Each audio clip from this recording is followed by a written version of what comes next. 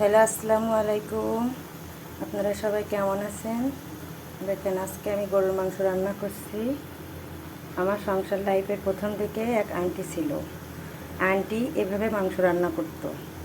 মাংস প্রথমে তেলের ভেতরে দিয়ে সব মশলাগুলো উপরে দিয়ে ঢাকনা দিয়ে ঢেকে দিত। তারপরে যখন মশলাগুলা থেকে ঘ্রাণ বের হতো তখন কষাতো। তো আন্টির কথা যখন উঠলো তখন একটা কথা শেয়ার না করলেই নয়। আন্টি আমাকে খুব ভালোবাসতো। আন্টির কোনো মেয়ে ছিল না, আন্টির ছিল 3টা ছেলে। তো আমারও সংসার লাইফের প্রথম দিকে মা বাবাকে ছেড়ে এত দূরে অনেক কিছু বুঝতাম না। আন্টি আমাকে অনেক হেল্প করছে। প্রায় 6-7 বছর হলো আন্টির সঙ্গে কোনো যোগাযোগ নাই।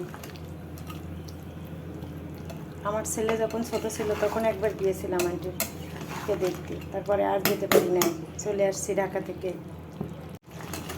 আন্টির বড় ছেলের যখন বিয়ে হয়েছিল তখন আমাদেরকে দাওয়াত দিয়েছিল, কিন্তু আমরা এনিহাও যেতে পারি নাই। তো ইচ্ছা আছে এবার যদি ঢাকায় যাই কখনো, তখন আন্টিকে খোঁজ করবো যদি পাই।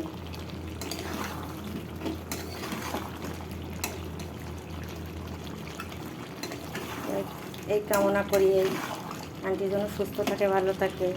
যে আঙ্কেল ছিল, আঙ্কেলটা অসুস্থ ছিল, ওনার ডায়াবেটিস ছিল, উনি একটু প্রতিবন্ধী ছিলেন, তারপরে উনি জব করতেন। তো এখন কেমন আছে, বেঁচে আছেন নাকি পৃথিবী থেকে চলে গেছে জানি না।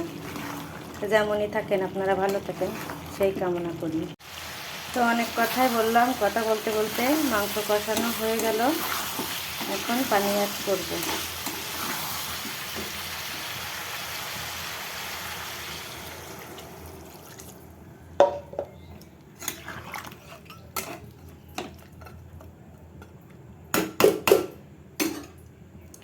আপনাদের সাথে অনেক কথা বললাম, যদি কোনো ভুল হয় ক্ষমা করে দিয়েন। আমি তো এই সেক্টরে প্রথম, অনেক কিছু হয়তো বলতে পারি না গুছাই, চেষ্টা করছি, ইনশাল্লাহ একদিন হবে। আপনারা ক্ষমা সুন্দর দৃষ্টিতে দেখেন। আল্লাহ হাফেজ।